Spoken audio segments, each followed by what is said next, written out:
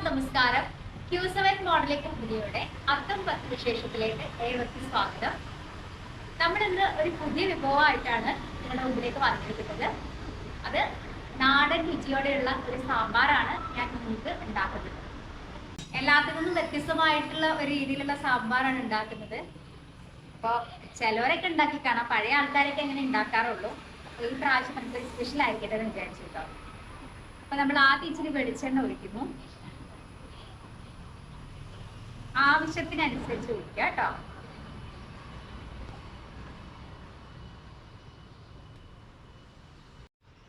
എണ്ണ ചൂടായതിനു ശേഷം ആവശ്യത്തിന് കടുക് ഇടുക. ഞാൻ ലോ ഫ്ലെയിമിലാട്ടോ കടുക് പൊട്ടിക്കുന്നത്. ആദ്യമായിട്ട് ഈ വീഡിയോ കാണുന്നവരാണെങ്കിൽ ഞങ്ങളുടെ ചാനൽ ഒന്ന് സബ്സ്ക്രൈബ് ചെയ്യണം കേട്ടോ. ഒരുപാട് സമ്മാനങ്ങളും കാര്യങ്ങളും ഓഫറുകളൊക്കെ ഉള്ള ഒരു ഗ്രൂപ്പാണ്. അപ്പം എല്ലാവരും ഒന്ന് സപ്പോർട്ട് ചെയ്യുക മാക്സിമം. കടുക് പൊട്ടി തീർന്നിട്ടുണ്ട്. നമ്മൾ ആദ്യം ഇതിലോട്ട് ഇടുന്നത് മുളക് പൊടിയാട്ടോ.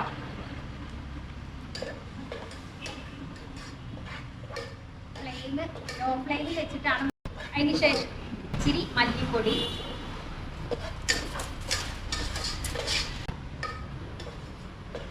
മുളക് പൊടി നന്നായിട്ട് ചൂടാക്കുക. പച്ചപ്പ് ഒക്കെ മാറാൻ മുളക് പൊടി മല്ലിപ്പൊടി അത്യാവശ്യം ഒന്ന് ചൂടായി വന്നിട്ടുണ്ട്. ഇച്ചിരി മഞ്ഞൾപ്പൊടി ചേർക്കുക, ഒരു തുള്ളി സാമ്പാർ പൊടി ആവശ്യത്തിന് നമ്മൾ ഉണ്ടാക്കുന്നതിനനുസരിച്ച് ചേർത്ത് കൊടുക്കുക കേട്ടോ. അത് നന്നായിട്ട് ഇളക്കുക. അതിൻ്റെ ആ പച്ച വെക്കുന്നത് മാറുന്ന വരെ നന്നായിട്ട് ഇളക്കി കൊടുക്കണം കേട്ടോ.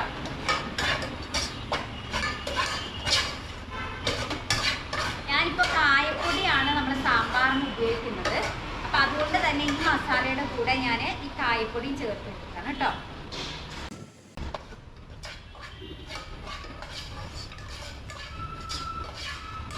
എന്നിട്ട് അടുത്തായിട്ട് നമ്മൾ ഇതിലോട്ട് ചേർക്കുന്ന ശരിക്കും ഏകദേശം മൂത്ത് വന്നിട്ടുണ്ട്.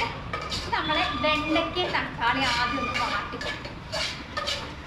നന്നായിട്ട് വാട്ടണം. എന്നാലേ ആ ഒരു അല്ലെങ്കിൽ വേവിച്ചിട്ടാണ് മസാല ചെയ്യുന്നത്. പക്ഷെ ഇത് നേരെ വിപരീതമായിട്ടാണ്. നമ്മളിത് മസാലയിൽ വരട്ടിയതിന് ശേഷമാണ് സാമ്പാർ നമ്മൾ വേവിക്കുക കേട്ടോ.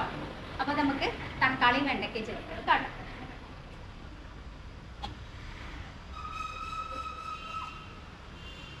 ഇത്രയാണ് തക്കാളിയും വെണ്ടയ്ക്ക എടുത്തിട്ടുള്ളത്. നമ്മളെ വെണ്ടയ്ക്കയും തക്കാളി ഇതിൽ നന്നായിട്ട് വഴറ്റുന്നുണ്ട്. അധികം വെന്തുടയൊന്നുമല്ല, നമ്മുടെ ആ പച്ചപ്പൊന്ന് മാറാൻ വേണ്ടിയിട്ട്. കാരണം കഷ്ണത്തിന്റെ കൂടെ കിടക്കുമ്പോൾ അതിൻ്റെ ആ ഒരു കറക്റ്റ് ഇത് വരില്ല, ഒരു പച്ചപ്പ് ഉണ്ടാവും. അപ്പൊ അതാണ് ഞാൻ വാട്ടുന്നത് കേട്ടോ. നന്നായിട്ട് വാട്ടി കൊടുക്കുക. ഏകദേശം നമ്മൾ ആ പച്ചപ്പ് മാറുന്ന വരെ നന്നായിട്ട് വാട്ടി കൊടുക്കുക കേട്ടോ. അപ്പൊ ഇത് ഏകദേശം ഒന്ന് വാടിയിട്ടുണ്ട്. നമ്മൾ ബാക്കിയുള്ള കഷ്ണമൊക്കെ ഈ ഒരു ഇതിൽ തന്നെ നമ്മൾ ഇളക്കി കൊടുക്കുക കേട്ടോ. എല്ലാ കഷ്ണവും ഇട്ട് നമ്മൾ അരിഞ്ഞു വെച്ച കഷ്ണങ്ങളെല്ലാം ഇതിലോട്ട് ഇട്ട് കൊടുക്കുക കേട്ടോ. നൈസായിട്ട് ആവശ്യമുള്ളത് ഇട്ട് അങ്ങോട്ട് കൊടുത്തിട്ട് അപ്പം നമ്മുടെ ഈ കഷ്ണങ്ങളൊക്കെ നന്നായിട്ട് ആ മസാലയായിട്ട് യോജിപ്പിച്ച് ഒരു 2-3 മിനിറ്റ് നന്നായിട്ട് ഇളക്കി കൊടുക്കുക കേട്ടോ. നന്നായിട്ട് ഈ മസാലയൊക്കെ ഈ കഷ്ണം നന്നായിട്ട് വാടണം. എന്നിട്ട് ഇതിനാവശ്യത്തിനുള്ള ഉപ്പ് ഒന്ന് ഇട്ട് കൊടുക്കുക. ഇനി നമുക്ക് ഇതിലോട്ട് ഇച്ചിരി വെള്ളം ചേർത്തിരിക്കണം. ഇത് വേകാനുള്ളൊരു സമയം ഉണ്ടല്ലോ. അപ്പോൾ നന്നായിട്ട് വെള്ളം പാകത്തിന് കഷ്ണത്തിനൊപ്പത്തിന് തന്നെ വെള്ളം വെച്ചിട്ട് നന്നായിട്ട് വേവിച്ചെടുക്കാം കേട്ടോ. അപ്പം ഞാൻ ഇതിലോട്ട് ആവശ്യത്തിനുള്ള വെള്ളം ഒഴിക്കുകയാണ്. കഷ്ണം വേവുന്നതനുസരിച്ചിട്ട വെള്ളം കേട്ടോ. അപ്പൊ നമ്മുടെ സാമ്പാർ കഷ്ണമൊക്കെ നല്ലതായിട്ട് വെന്തിട്ടുണ്ട്. അപ്പൊ നമ്മൾ ഇതിലോട്ട് എന്താന്ന് വെച്ചാൽ സാധാരണ ഗതിയിൽ പരിപ്പ് നമ്മൾ വേറെ വേവിച്ചിട്ടാണ് ഇടുന്നത്. അതുപോലെ തന്നെയാണ് നമ്മൾ പരിപ്പ് നേരത്തെ വേറെ വേവിച്ച് വെച്ചിട്ടുണ്ട്. ഇനി ആ പരിപ്പ് നമ്മൾ ഇതിലോട്ട് ഇട്ട് കൊടുക്കുക കേട്ടോ. ആവശ്യത്തിനുള്ള പരിപ്പ് അതുപോലെ എടുത്ത് വേവിച്ചതാണ്. അപ്പൊ രണ്ടാമത് വേവിക്കേണ്ട ആവശ്യമില്ല.